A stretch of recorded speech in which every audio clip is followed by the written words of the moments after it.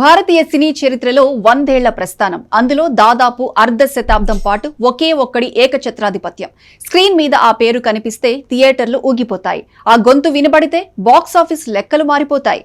ఆయన మరెవరో కాదు, కోట్లాది మంది ఆరాధ్య దైవం. స్వయం కృషితో శిఖరాగ్రానికి చేరిన మెగాస్టార్ చిరంజీవి.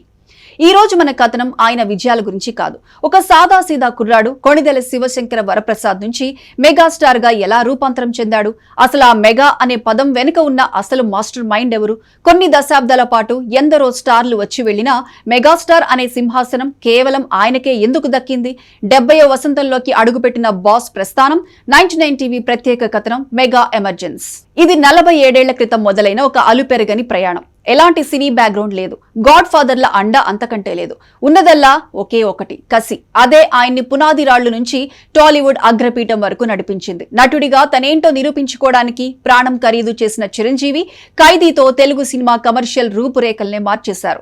మొదట్లో ఆయన పేరు పక్కన యంగ్ డైనమిక్ హీరో అనే ట్యాగ్ ఉండేది. ఆ తర్వాత క్రమంగా నటకిషోర, roaring lion, daring and dashing hero, ఇలా ఎన్నో పేర్లు మారాయి. కొండవీటి దొంగ సినిమా దగ్గరికి వచ్చేసరికి సుప్రీం స్టార్ అయ్యారు. చాలా కాలం పాటు సుప్రీం హీరోగా జనాల్లో నానుతూ వచ్చారు. కానీ అగ్నిపర్వతం లాంటి ఆయన క్రేజ్ ను వర్ణించడానికి ఈ పేర్లేవి సరిపోలేదు.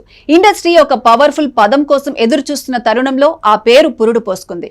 అవును, చిరంజీవికి మెగాస్టార్ అనే బిరుదుని ఇచ్చింది మరెవరో కాదు, క్రియేటివ్ కమర్షియల్స్ అధినేత, సీనియర్ నిర్మాత కెఎస్ రామారావు. అభిలాష, ఛాలెంజ్, రాక్షసుడు వంటి క్లాసిక్ హిట్లతో వీరిద్దరి విడదీయలేని బంధం. అసలు ఆ పేరు పెట్టాలనే ఆలోచన ఆయనకు ఎందుకు వచ్చింది? అప్పట్లో జరిగిన ఆ ఆసక్తికర సంఘటన ఏంటి? అప్పట్లో చిరంజీవి అంటే ఒక ప్రభంజనం. ఆయన క్రేజ్ చూసి నిర్మాత కెఎస్ రామారావుకు ఒక ఆలోచన వచ్చింది. సూపర్ స్టార్, సుప్రీం స్టార్ అనేవి అప్పటికే చాలా మందికి ఉన్నాయి.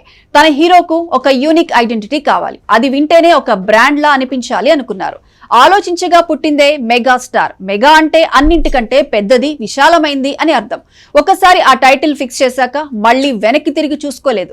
మరణ మృదంగం సినిమాతో మొదలైన ఈ మెగా మంత్రం నేడు ఒక ఇంటి పేరుగా మారిపోయింది. మధ్యలో మ్యాచో మెగాస్టార్ అని మార్చాలని చూసినా ప్రేక్షకులు మాత్రం మెగాస్టార్ కే ఓటేశారు.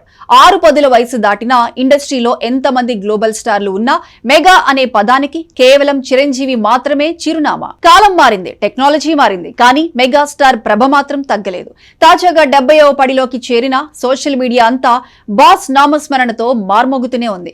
95% ఒరిజినల్ లుక్ తో అనిల్ రావిపూడి సినిమాలో కనిపించిన విశ్వంబరగా ఫ్యాంటసీ ప్రపంచంలో విహరించబోతున్న, బాబీ డైరెక్షన్ లో మాస్ జాతరకి రెడీ అవుతున్న ఆయన ఎనర్జీ మాత్రం 25 ఏళ్ల యువకుడిలాగే ఉంది. ప్రస్తుతం టాలీవుడ్ లో రామ్ చరణ్, అల్లు అర్జున్ వంటి గ్లోబల్ స్టార్లు మెగా కాంపౌండ్ నుంచే వచ్చిన ఆ వృక్షానికి మూలమైన చిరంజీవి క్రేజ్ మాత్రం అన్బీటబుల్.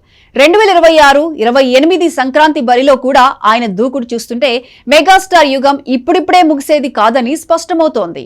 అందుకే అంటారు, కొందరు స్టార్లుగా పుడతారు, కొందరు స్టార్లుగా మార్చబడతారు. కానీ చిరంజీవి తన ప్రతిభతో మెగాస్టార్ గా అవతరించారు. పునాది రాళ్లతో మొదలైన ఈ ప్రయాణం నేడు భారతీయ సినిమా గర్వించదగ్గ స్థాయికి చేరింది. భవిష్యత్తులో ఎంతో మంది స్టార్లు రావచ్చు, కానీ తెలుగు చలనచిత్ర యవనికపై మెగాస్టార్ అనే పదం మాత్రం శాశ్వతంగా చిరంజీవి పేరుతోనే లిఖించబడి ఉంటుంది.